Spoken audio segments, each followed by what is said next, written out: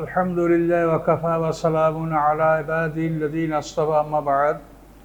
সম্মানিত মুসলিম کرام, আজকে আমাদের ধারাবাহিক তাফসীর সূরা আরাফের আমরা 182 নম্বর আয়াত থেকে আলোচনা শুরু করছি ইনশাআল্লাহ। আউযু বিল্লাহি মিনাশ শাইতানির রাজীম। বিসমিল্লাহির রহমানির রহিম। আল্লাযীনা কাযযাবু বিআয়াতিনা সানাস্তাজরিজুহুম মিন হাইসু লা ইয়ালামুন। আল্লাহ বলেন, যারা আমার আয়াতগুলিকে অস্বীকার করে আমি তাদেরকে ঢিল দিয়ে দিয়ে তারপর ধরবো এমনভাবে যে তারা বুঝতে পারবে না। উমলি লাহুম, এবং আমি তাদের জন্য অবকাশ দিব। ইন্না কায়দি মাতিন, আমার কৌশল অতি কঠোর, অতি শক্ত। যারা পাপ করবে তাদেরকে আল্লাহ তাআলা পৃথিবীতে হায়াতও বাড়াইয়া দেন, নেকও বাড়াইয়া দেন, যে এমনভাবে সে পাপ করুক যাতে পরকালে তার হিসাব না লাগে, বিনা হিসাবে জাহান্নামী হতে পারে। এই জন্য আল্লাহ তাআলা এইসব কঠিন পাপীদের জন্য আল্লাহ তাআলা বেশি অবকাশ দিয়ে থাকেন, ধন সম্পদ স্বাস্থ্য ইত্যাদি। যেমন ফেরাউন 600 বছর বেঁচে ছিল, তো এর মধ্যে সে 400 বছর রাজত্ব করেছে। এর মধ্যে তার রোগ ব্যাধি হয় নাই, কিন্তু শুধু ওই মুসা আলাইহিস সালামের সাপ যেদিন তাকে ধেয়ে গেছিল সেই দিন সিংহাসন থেকে পড়ে যায় পাতলা পায়খানা শুরু হয়েছিল ফেরাউনের জীবনে একবারেই। তো আল্লাহ তাআলা বলেন যে আমি আমার আয়াতগুলিকে অস্বীকার করে তাদেরকে আমি ঢিল দিয়া ধরি। আর যারা মোমেন তাদেরকে আল্লাহ তাআলা একের পর এক বিপদ দিতেই থাকেন। যতই বিপদ আসবে ততই মোমেন আল্লাহর দিকে রুজু হবে, মোমেন আল্লাহকে বেশি বেশি করে স্মরণ করবে। এটা হলো মোমেনের স্বভাব। এই জন্য মোমেনকে আল্লাহ বিপদ দিতে থাকেন, এবং প্রত্যেকটা বিপদে আপনার কোনো না কোনো একটা গুনাহ আল্লাহ মাফ করবেন। আমল নামাতে একটা বদামল আপনার আল্লাহ ঘাটাই দেবেন এই গুনার কারণে, মানে শাস্তি, রোগ ব্যাধির কারণে, আঘাত খাওয়ার কারণে, অ্যাক্সিডেন্টের কারণে। এই প্রত্যেকটা আঘাতের বিনিময়ে আল্লাহ তাআলা আপনাকে বিনিময় দান করবেন।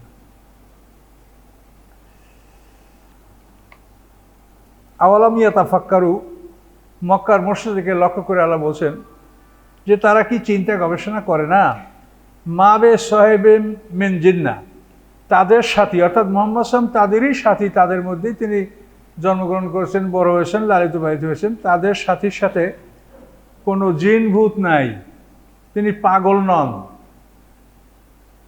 ইন হুয়া ইল্লা নাযীরুম মুবিন, তিনি হচ্ছেন প্রকাশ্যে ভয় প্রদর্শনকারী। অর্থাৎ তিনি তোমাদেরকে পরকালের কঠিন শাস্তি থেকে ভয় দেখাচ্ছেন, তিনি পাগল নন। এখন এই যে নাজির, ভয় প্রদর্শনকারী, এই ভয় প্রদর্শনের ক্ষেত্রে পুরো কোরআন মানুষের কাছে পৌঁছে দেওয়া এটা হলো ফরজ। তো আপনারা খুব ভালো করে একটু খেয়াল করেন যে ফরজ কোনগুলি, এগুলি যদি আমরা আপনাদেরকে বলে দিই তা আপনারা সেটা পালন করার চেষ্টা করবেন অবশ্যই।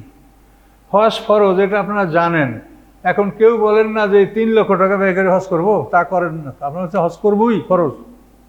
তাহলে সাধারণ মানুষ যদি জানে যে এই কাজটা ফরজ, তাহলে তারা সেটা করবেই, করার জন্য তারা আপনার চেষ্টা করবে। কেউ যদি না করে 2-1টা লোক ওরকম খারাপ থাকবেই।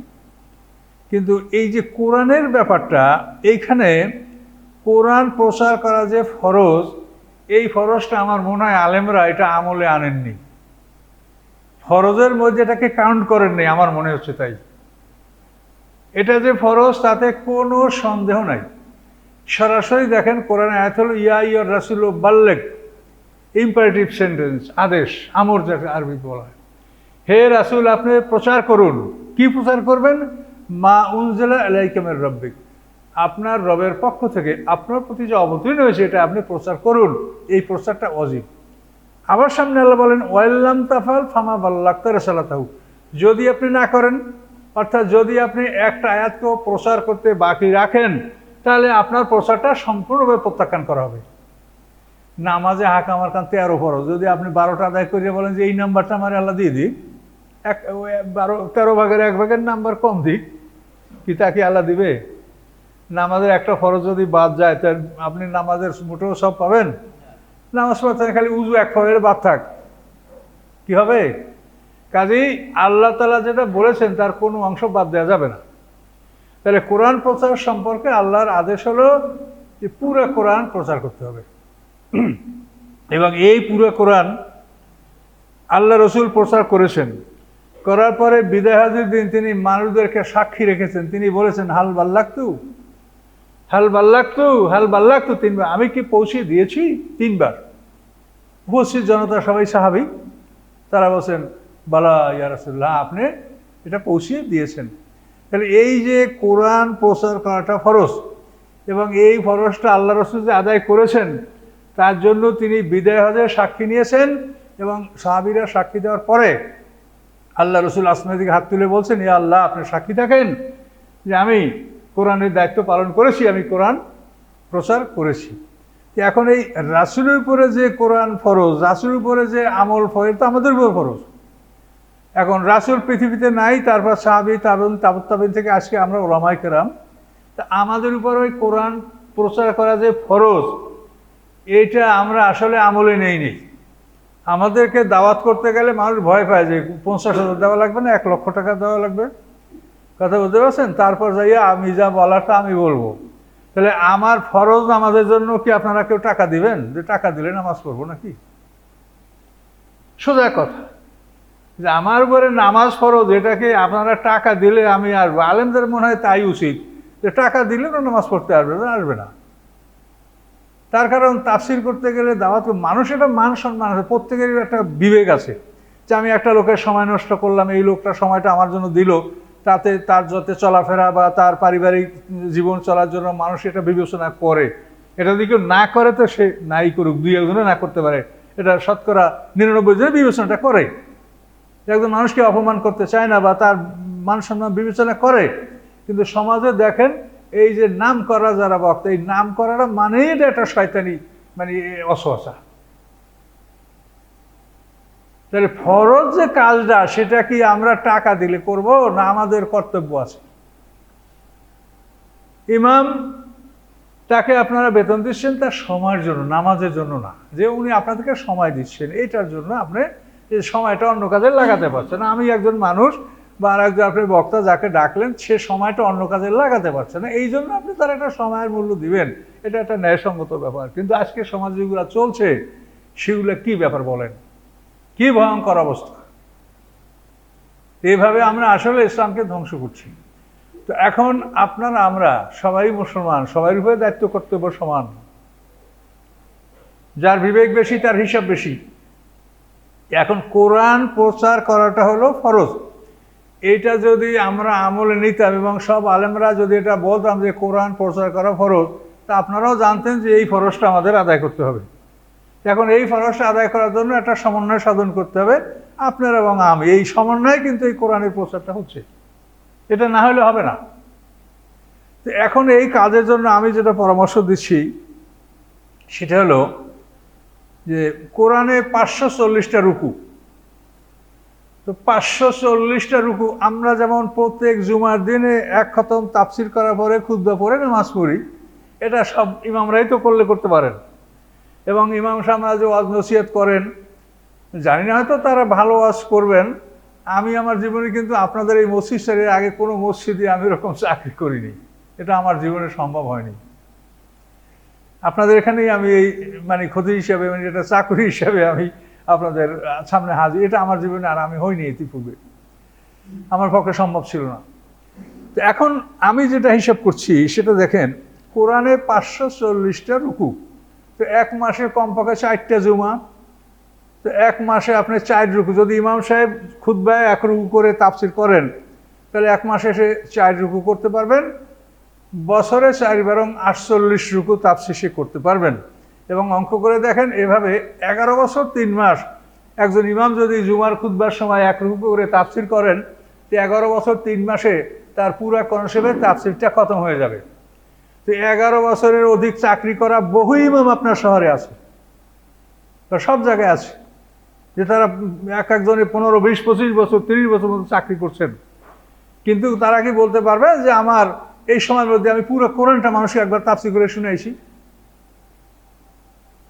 এটা তো ফরজ। আপনি নামাজ পড়তে আসছেন যেরকম, কার হুকুমে? আল্লাহ বলেছেন আকিমুস সালাহ, তো এখানে আল্লাহ বলছেন বাল্লেগ, হে রাসূল আপনি প্রচার করুন। কোরআন প্রচার করাটা ফরজ, কিন্তু এই ফরজটা আমরা আলেমরা আমার মনে হয় যে আমরা আমলে নেই। এটা যে ফরজ, এটা ফরজের মধ্যে আমরা কাউন্ট করি নেই। কাউন্ট করলে এটা নিয়ে এরকম অবস্থা হতে পারে না। অত্যন্ত পরিতার বিষয় মাদ্রাসা শিক্ষা। আমরা সবাই মনে করি ধর্মীয় শিক্ষা, কিন্তু মাদ্রাসায় একটা ছেলে প্রথম শ্রেণী থেকে একেবারে শেষ শ্রেণী কামেল পর্যন্ত পড়ে, এই পুরা 14-16 বছরের মধ্যে পুরা কোরআনের তর্জমাটা সিলেবাসে নাই। এই 14-15 বছর বা 16 বছর যদি একটা মানুষ মাদ্রাসায় পড়ে, হয়তো বা 10-12টা সূরা সারা বছর, মানে এই 16 বছরের সিলেবাস মিলে 15-16টা বা 10-12টা সূরা সিলেবাসে আসতে পারে, 114টা সূরা বাকি নাই। তাহলে এগুলি সম্পর্কে আমরা আলেমরা কি করেছি বলেন? আমরা তো স্কেলের জন্য, বেতনের জন্য বহু আন্দোলন, বহু মারপিট, বহু দৌড়ঝাঁপ আমরা করেছি। এটা আমাদের ছাত্র জীবনেও আমরা দেখেছি যে আমাদের ওস্তাদরা এই আন্দোলন করছে, তখন আমাদের ছাত্রদেরকে তার পিছনে লাইন দিতে হয়েছে, আমরা তাতে কত অপমান হয়েছি। তো এগুলো আমরা দেখেছি, কিন্তু আমরা তো এটা দেখি না এই যে পুরো কোরআন সেই মাদ্রাসা শিক্ষার মধ্যে সিলেবাস ভুক্ত করতে হবে, যাতে একটা ছেলে মাদ্রাসাতে কামেল পড়ে বের হলে অন্তত পুরো কোরআনের তর্জমাটা সে অন্তত শিখেছে, এর গ্যারান্টিটা থাকতে হবে। কই আছে? তাহলে এই জন্য আমি বলছি যে আমার মনে হয় যে আলেম ওলামারা এই ফরজটা আমলে নেয় নাই, যে কোরআনে আল্লাহ তাআলা এটা ফরজ করে রেখেছে, ইয়া রাসূল বাল্লিগ, হে রাসূল আপনি প্রচার করুন।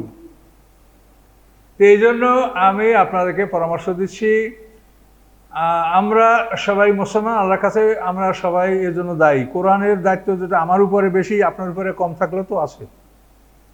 আমার উপরে বেশি থাকতে পারে, আপনাদের উপরে কম থাকলেও তো দায়িত্ব আছে। আপনারা বলতে পারবেন না যে আমার উপরে কোরআনের ব্যাপারে কোনো দায়িত্ব নাই, এটা তো ফরজ। এটা যে কোনোভাবে আপনি এটার সাথে থাকেন, হেল্প করেন, যে কোনোভাবে আপনি চেষ্টা করেন। তো এই জন্য এই বিষয়টা আমি আপনাকে স্মরণ করে দিলাম যে একজন ইমাম, একজন খতিব যদি প্রতি জুমার দিনে 1 রুকু সে তাফসির করে, তাহলে আপনি হিসাব করে দেখেন 11 বছর 3 মাসে পুরা কোরআন শরীফের তার তাফসির হয়ে যাবে। এটা হইলে সেও বলতে পারবে যে আমি তাফসির করেছি, আর মুসল্লিরাও বলতে পারবে যে আমরা পুরা কোরআন শুনেছি। এটা না হলে আমরা আল্লাহর কাছে এই ফরজগুলি নিয়ে কি জবাব দেব? এই যে দেখেন অধিকাংশ লোকেরা সুন্নত মুস্তাহাব নিয়ে ব্যস্ত। আমি খুবই ধৈর্য ধারণ করার চেষ্টা করি, তারপর অনেক সময় মোবাইলে আমাকে এই সুন্নত মুস্তাহাব যখন বিরক্ত করা হয়, তখন আমি রাগ করি যে আপনারা একটা ভালো জিনিস জিজ্ঞাসা করেন, যেটা কাজে লাগবে, যেটা ফরজ ওয়াজিব, যেটা না করলে আপনার হাসের মাধ্যমে ঠেকে যাবেন, সেইটা প্রশ্ন করেন। যেটা পরীক্ষা আসবে না সেটা কেউ পড়াশোনা করে, সে তো বাদ দিয়ে দেয়, ওটা বইতে আছে কিন্তু ওটা পরীক্ষা আসবে না। ইম্পর্টেন্ট প্রশ্নগুলো আপনি দেখেন। এই জন্য কোরআন প্রচারের ব্যাপারটা কিন্তু মোস্ট ইম্পর্টেন্ট এবং একটা ফরজ, এতে কোনো সন্দেহ নাই। আপনার আমাকে জিজ্ঞাসা করেন, তারপরে আয়াতটা আপনি বলেন ইয়া রাসূল বাল্লিগ, হে রাসূল আপনি প্রচার করুন, মা উনজিলা ইলাইকা মির রাব্বিক, আপনার রবের পক্ষ থেকে আপনার প্রতি যে অবতীর্ণ হয়েছে এটা আপনি প্রচার করুন। এবং কিভাবে ওয়াল্লাম তাফাল ফামা বাল্লাগতা রিসালাতাহু, যদি একটা এত প্রচার করতে বাকি থাকে তাহলে ধরে নেবেন যে আপনি রিসালাতের তাবলীগ করেন নাই। দেখেন একটা বাদ থাকলে সব প্রত্যাখ্যান করা হবে, নেওয়া হবে না। কত বড় কঠিন কাজ। এই জন্য কোরআনের কথাগুলো ধৈর্য সহকারে আমরা শুনবো, জীবনের সব কিছু আমরা পাবো। এবং এভাবে যদি আমাদের জীবনটা আল্লাহর পথে সিরাতাল মুস্তাকিম আমরা পার করতে পারি, জান্নাতে অফুরন্ত নেয়ামত, এগুলি মানে চিন্তা করে শেষ করা যায় না যে কত নেয়ামত আল্লাহ জান্নাতে তৈরি করে রেখেছেন, কত নেয়ামত। সুবহানাল্লাহ। আপনার জীবন যৌবন, আপনার স্ত্রী, বাড়িঘর, খাদ্য খাদক, এমনভাবে সব কিছু সেখানে প্রস্তুত রাখা হয়েছে যে পৃথিবীর কোনো রাজা বাদশাহ, সে সারা পৃথিবীর বাদশাহ হলেও এটা সে কল্পনা করতে পারে না। যেটা জান্নাতে আল্লাহ তাআলা একজন সাধারণ জান্নাতবাসীকে দান করবেন, এটা সারা পৃথিবীর রাজা হয়েও দুনিয়াতে এরকম শান্তির কথা সে চিন্তা করতে পারে না। তো আল্লাহ তাআলা বলেন যে ইন হুয়া ইল্লা নাজির, নাজিরুম মুবিন, মুহাম্মদ সাল্লাল্লাহু আলাইহি ওয়াসাল্লাম প্রকাশ্যে ভয় প্রদর্শনকারী। কাজী মুহাম্মদ সাল্লাল্লাহু আলাইহি ওয়াসাল্লামের পরে যুগে যুগে এখন আমরা উলামায়ে কেরাম, এটার দায়িত্ব আমাদের উপরে। আর আমরা আপনাদের সহযোগিতা কামনা করি যাতে আপনারা আমাদের কাজে শরীক থাকেন, আপনারা আমাদের শরীক থাকি এবং সবাই মিলে আমরা আল্লাহর কাছে আমরা এতটুকু করতে পারি যে আল্লাহ আমরা এটা করার জন্য নিয়ত করছি, যদি এর আগে মরে যাই তার নিয়তের কারণেও তো আল্লাহ সওয়াব দিয়েছে, না এটা নিয়ত করছিল পারে নাই। এটা আপনারা খেয়াল রাখবেন। আওয়ালাম ইয়ানজুরু ফি মালাকুতিস সামাওয়াতি ওয়াল আরদ, আল্লাহ বলেন এই আকাশ পৃথিবীর সার্বভৌমত্ব, আকাশে কি আছে, জমিনে কি আছে, ওমা খালাকাল্লাহু মিন শাইইন, এবং আল্লাহ তাআলা যা কিছু সৃষ্টি করেছেন, ওয়া আসা আইয়াকুনা কাদ ইকতারাবা আজালহুম, সম্ভাবনা রয়েছে যে তোমাদের মৃত্যু কাছে এসেছে। ফাবি আই হাদিসিম বাদাউ ইউমিনুন, তোমাদের যদি মৃত্যু এসেই যায় তো এই কেতাবের পরে কোন কেতাবের উপরে তোমরা ঈমান আনবে? কোরআনের পরে কি আবার আরো কোনো কেতাব আসবে? মুহাম্মদ সাল্লাল্লাহু আলাইহি ওয়াসাল্লামের পরে কি আরো কোনো নবী আসবে? এটা মুহাম্মদ সাল্লাল্লাহু আলাইহি ওয়াসাল্লাম যে শেষ পয়গম্বর তার একটা দলিল। আল্লাহ বলছেন যে এই কেতাবের পরে কোন কেতাবের উপর ঈমান আনবে? এরপরে তো আর কেতাব নাই, এটা শেষ কেতাব, এরপরে আর নবী নাই। সূরা আহজাবের 40 নম্বর আয়াতে আল্লাহ বলছেন খাতামুন নবিয়্যিন, মুহাম্মদ সাল্লাল্লাহু আলাইহি ওয়াসাল্লাম সর্বশেষ নবী। আর এতে এভাবে বলা হলো যে এই কেতাবের পরে, এই কথার পরে তুমি কোন কথার উপর ঈমান আনবে? এরপর তো আর কথা নাই, এরপরে কেতাবও নাই, নবীও নাই। আর এর আগে বলো যে আল্লাহ তাআলা আকাশ পৃথিবী এবং এর মাঝখানে যা আছে এগুলির সব কিছুর মালিক আল্লাহ তাআলা। এগুলি আমরা কি মালিক হইতে পারবো বলেন? আমরা কি সমুদ্রের মালিক হইতে পারবো, নদীর মালিক, আমরা সূর্যের মালিক, চন্দ্রের মালিক, গ্রহ নক্ষত্রের মালিক, সপ্ত আকাশের মালিক? এগুলোর মালিক কি কোনো মানুষ হইতে পারে? এই বস্তুগুলির মানুষ মালিক কোনো মালিক হতে পারে না। আপনি একটা ছোট্ট উদাহরণ বোঝেন, আপনাকে যদি একটা মোটরসাইকেল প্রেজেন্ট করা হয়, উপহার দেওয়া হয়, তা আপনি খুশি যে একটা গাড়িতে আমি চলবো। যদি একটা কার দেওয়া হয় তাও আপনি ভালো, কিন্তু যদি আপনাকে একটা রেলগাড়ি দেওয়া হয় তাহলে আপনি তো আর আপনি অচল। আপনি একটা রেলগাড়ি চালাতে পারবেন? একটা রেলগাড়ি চালাতে যে তার যে আনুষঙ্গিক ব্যবস্থাপনা, এটা একটা রাষ্ট্র ছাড়া সম্ভব? তাহলে এই যে বড় জিনিসগুলি, এগুলি কিন্তু মানুষ এগুলো নিয়ন্ত্রণ করতে পারে না। এই জন্য আমরা বলছেন যে এই যে আকাশ পৃথিবীর মধ্যে যা কিছু, এটার মালিক আমি, এটা তোমরা আর কোনোটাই কিছু করতে পারবে না। আল্লাহ যদি কাউকে খুশি একটা সূর্য দান করে, চন্দ্র দান করে, এটাকে নিয়ন্ত্রণ করতে পারবে? সূর্যের একদিনের জ্বালানি লাগে, এইটা সমগ্র পৃথিবী বিক্রি করলে একদিনের জ্বালানি হবে? যে হাইড্রোজেন একদিনে সূর্য পড়ে 9,30,00,000 মাইল দূরে আলো জ্বলছে, তার দ্বারা সারা দুনিয়া আলোকিত হয়ে গেছে। কত ভোল্টের আলোটা জ্বলে, তাহলে কত ভোল্ট এটা? তো এই জন্য আল্লাহ বলেন যে এই আকাশ পৃথিবী এবং মাঝখানে যা তোমরা দেখতে পাচ্ছ এগুলির মালিক আমি, এগুলির সৃষ্টিকর্তা আমি, মালিকও আমি। কাজে মালিককে চেনো, মালিককে চেনার চেষ্টা করো। এই মালিক তোমার মালিক, সবার মালিক, মালিককে চেনো, এবং এই মালিকই তোমার বিচার করবে, মালিক ইয়াউমিদ্দিন। তাহলে এখানে এর দ্বারা আমরা ভাবে এই হাদিসিম বাদাউ ইউমিনুন, এই কথা, হাদিস মানে কথা, এই কথার পরে কোন কথার ভেতর ঈমান আনবে? অর্থাৎ এর দ্বারা প্রমাণ যে মুহাম্মদ সাল্লাল্লাহু আলাইহি ওয়াসাল্লাম সর্বশেষ পয়গম্বর এবং কোরআন সর্বশেষ আসমানি কিতাব, এরপরে আর কোনো কেতাবও আসবে না, কোনো নবীও আসবেন না। কাজে এরপরে কোন কেতাবে তোমার ঈমান আনবে? এখন এই কথা যে আল্লাহ বলেন, তা আমাদের কি করার আছে? আল্লাহ যদি এটা বলেন তা আমরা কি করবো? আল্লাহর সাথে আমাদের কিছু করার আছে? এটা আমাদের মাইনে নিতে হবে যে তার যেমন ক্ষমতা তেমন তার কথা। ক্ষমতা যার আছে সে যদি ক্ষমতার সমকক্ষ কথা বলে, তা আমাদের করার আছে? আমরা শুধু তার কাছে দয়ার কামনা করব যে আল্লাহ আমাদেরকে আপনি বিপদগামী করিয়েন না। আপনি ইচ্ছে করলে করতে পারেন। এখন বিপদগামী করে কাকে? যে ওইভাবে নবী রাসূলদের উপর চরম অত্যাচার করে, আল্লাহর বিধানের উপরে চরম অত্যাচার করে, মানুষের জুলুম করে, তখন আল্লাহ তাআলা তার জন্য লিখে দেন যে তোমার জন্য জাহান্নাম, তুমি বিপদগামী। কিন্তু আল্লাহ তাআলা জন্মগতভাবে কাউকে বিপদগামী করে সৃষ্টি করেন নাই। জন্মগতভাবে প্রত্যেকটা মানুষের মধ্যে মানে যে ফালহামা ফুজুরহা ওয়া তাকওয়াহা, প্রত্যেকটা মানুষের মধ্যে ভালো এবং মন্দ কাজ করার যে শক্তি, এই দুটো শক্তি সমানভাবেই জন্মগতভাবে প্রত্যেকটা মানুষকে আল্লাহ তাআলা দান করেছেন, ফুজুর এবং তাকওয়া। নফসে মুতমাইন্না, নফসে আম্মারা। এখন নফসে মুতমাইন্না জান্নাতের আত্মা, নফসে আম্মারা শয়তানের আত্মা, জাহান্নামের আত্মা। এখন জান্নাতের আত্মাকে যদি আপনি সরবরাহ দেন, সাপ্লাই দেন, তাহলে জান্নাতের আত্মার সরবরাহ হচ্ছে কোরআন, হাদিস, রাসূলের ব্যাখ্যাতে ইসলাম। ইসলামের মানে শাখা প্রশাখা সহ সাম্যক ইসলাম, এটা নফসে মুতমাইন্নার খাদ্য। এটা যদি আপনি এখানে ঢুকান তা আপনার এই সেই মানে তাকওয়া নফসে মুতমাইন্নার শক্তিশালী হবে। শক্তিশালী হয়ে আপনার সেন্স অর্গানগুলি, চক্ষু, কর্ণ, নাসিকা, জিহ্বা, ত্বক, এগুলির উপরে সে কমান্ডিং অথরিটি সে প্রয়োগ করবে, এগুলিকে সে চালাবে। তখন আপনি সব ভালো কাজ করবেন। খারাপ দেখলে আপনার মেজাজ খারাপ হবে, খারাপ দেখলে আপনার মেজাজ খারাপ হবে।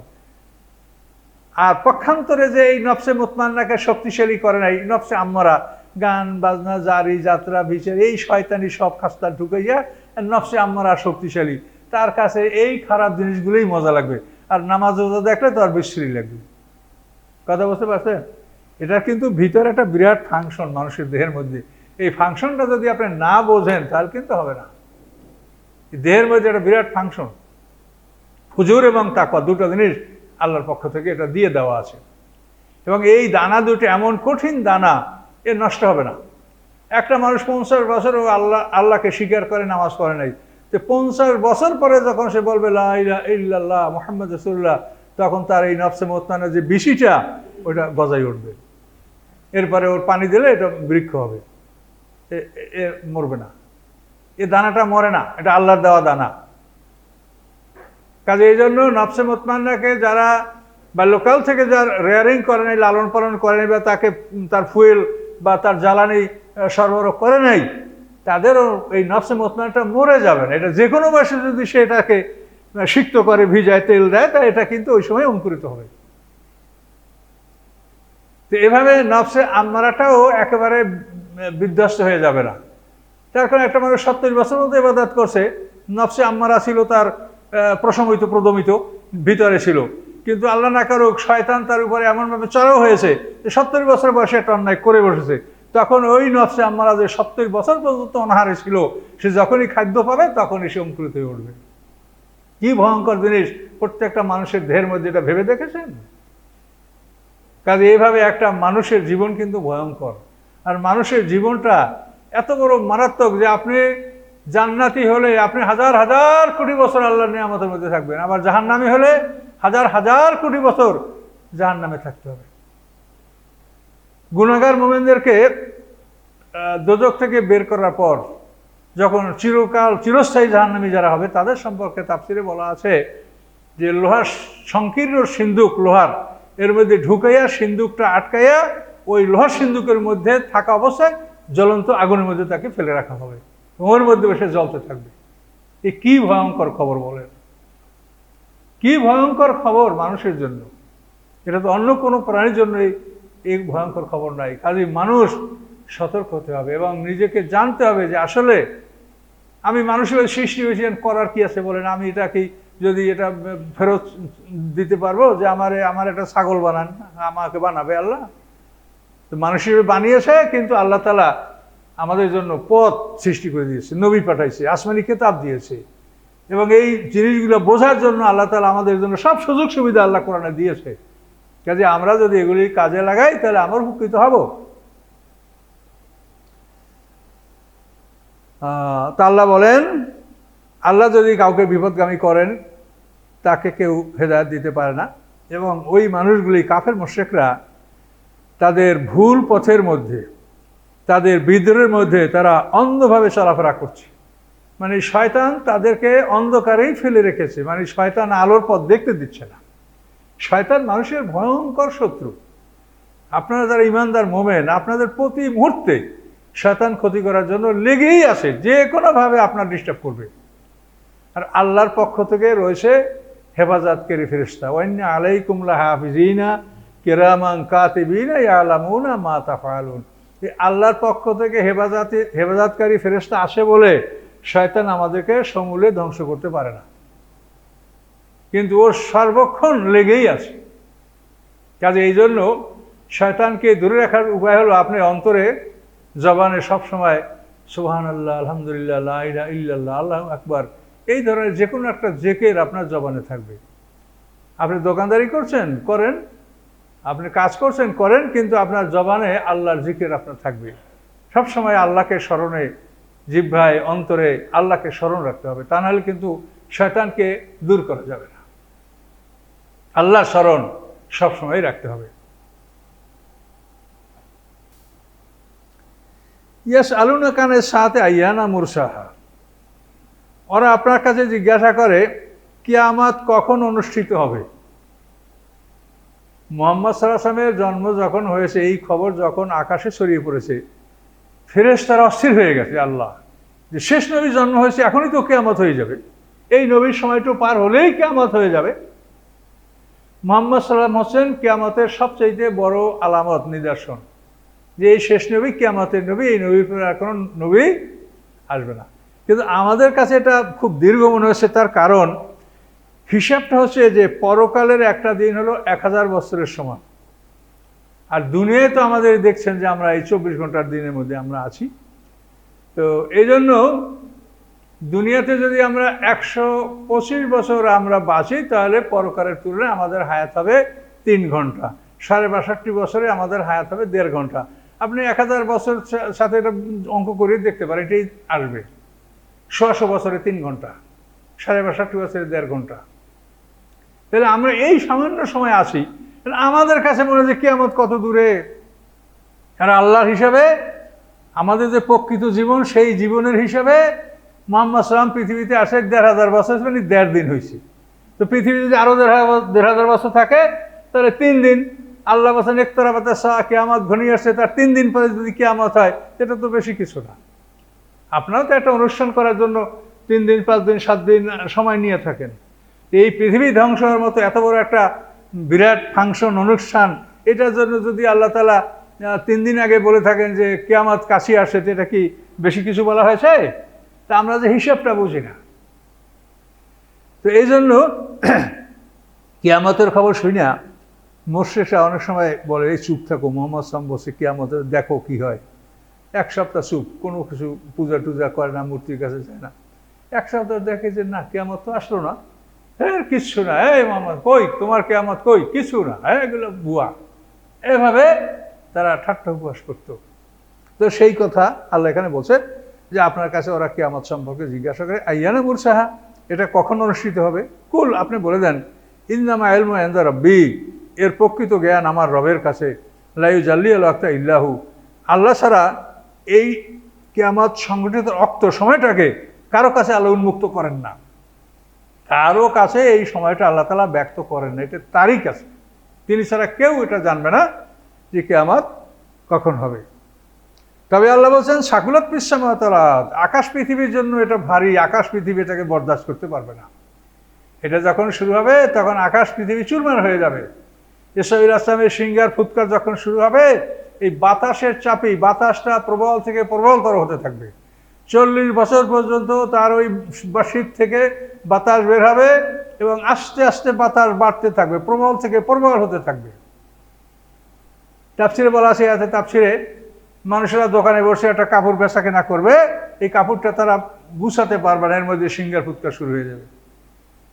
কেউ একটা বকরি দহন করতে শুরু করতে দোহাতে পারবে না, কেউ খাদ্য হাতে নিয়ে এসে খেতে পারবে না, এমন সময় সিংহার ফুৎকার শুরু হয়ে যাবে। শুরু হয়ে যাওয়ার পরে যে যেখানে আছে সেখান থেকে নড়তে পারবে না, ভয়ে সব অস্থির হয়ে যাবে, পশু পাখি সব এক জায়গায় একত্রিত হয়ে যাবে। এরপরে মানুষ বেহুশ হবে, মরবে, মরার পরে তারা সম্পূর্ণ চূর্ণ বিশীর্ণ হয়ে যাবে, রেণু রেণু অনুপরিণতে পরিণত হয়ে যাবে। 40 বছর পর্যন্ত এই সিংহার ফুৎকার এভাবে চলতেই থাকবে। এই 40 বছরের মধ্যে সিংহার ফুৎকারে 2টা কাজ হবে। একটা কাজ হলো আমাদের এই দেহটাকে ভেঙে গুঁড়া গুঁড়া করে এই দেহের মধ্যে যে ফরেন বডি আছে এগুলো বের করে ফেলানো হবে। ফরেন বডি মানে মায়ের পেট থেকে জন্মগ্রহণ করার পরে পৃথিবীর কি কি খাদ্য খাইয়ে আমরা এই বড় হলাম, এইটা সব ফরেন বডি, এটা বডি না। কি বলতে পারছেন? মায়ের পেট থেকে যা নিয়ে পৃথিবীতে আছি সেইটাই আমাদের বডি। মা যখন গর্ভবতী হয় তখন তার হায়েস বন্ধ হয়ে যায়। হায়েস বন্ধ হয়ে যাওয়ার পরে যে রক্তটা তার মধ্যে সঞ্চিত থাকে, ওই রক্তের সাথে বাচ্চার নাভির সাথে লাইন দিয়ে দেয় এবং ওই রক্তের সাহায্যে আমরা পয়দা হই। দেখেন সৃষ্টিটা কেমন, ভালো বলবেন না মন্দ বলবেন, এভাবেই এটা আইন। ঋতু বন্ধ হয়ে যায়, হায়েজের রক্তটা বন্ধ হয়ে যায় এবং ওই রক্তটা মায়ের পেট থেকে, মানে আল্লাহ তাআলা, এটা আপনারা ডাক্তাররাই ভালো বোঝেন, আমরা তাফসিরে যাচ্ছে তাই অতটুকু বলছি, যে এখানে ওই মায়ের রক্তটা বাচ্চার নাভির মাধ্যমে এটা বাচ্চার মধ্যে যায় এবং এর থেকে বাচ্চা সৃষ্টি হয়। এবং তাফসিরে বলা আছে যে মায়ের বীর্য থেকে সন্তানের রক্ত মাংস চুল এটা মায়ের বীর্য থেকে হয়, আর পিতার বীর্য থেকে হাড্ডি এবং রগ এটা সৃষ্টি হয়। তো এভাবে আমরা মাতৃগর্ভ থেকে যে জীবনটা আমাদের মানে যে বডিটা নিয়ে আমরা দুনিয়াতে আসি এটাই বডি। এরপরে দুনিয়ার খাদ্য খেয়ে আমাদের যে দেহটা হয়েছে এটা সব ফরেন বডি, এটাকে সব ভেঙে চুরমার করা হবে। চুরমার করে মনে করেন আমরা 1000 লোকে একটা গরু খাইছি, এখন হাসরের ময়দানে গরুরও হাসর হবে, কারণ আমাদের থেকে চুরমার করিয়া সবাই থেকে গরু বের করিয়া আবার ওই ছোট্ট গরু আল্লাহ বানাবে। এভাবে প্রত্যেকটা প্রাণীর হাসর হবে এবং বিচার হবে একটা পয়েন্টে, সেটা হলো জুলুম। জুলুম কে করেছো? ইন্নাল্লাযীনা আমানু আল্লাযীনা আমানু ওয়া লাম ইয়ালবিসু ঈমানাহুম বিযুলমিন, যারা ঈমান এনেছে এবং ঈমানের সাথে জুলুম সংমিশ্রিত করে নাই, উলাইকা লাহুমুল আমন, তাদের জন্য নিরাপদ। আপনি যদি লা ইলাহা ইল্লাল্লাহ বলেন আর আপনার আমলে জুলুম পাওয়া যায় তা আপনার মুক্তি নাই। জুলুম। এই জন্য দেখেন মুহাম্মদ সাল্লাল্লাহু আলাইহি ওয়াসাল্লাম তার চরিত্রটা কত বিনয়ী ছিল, কত নম্র ছিল।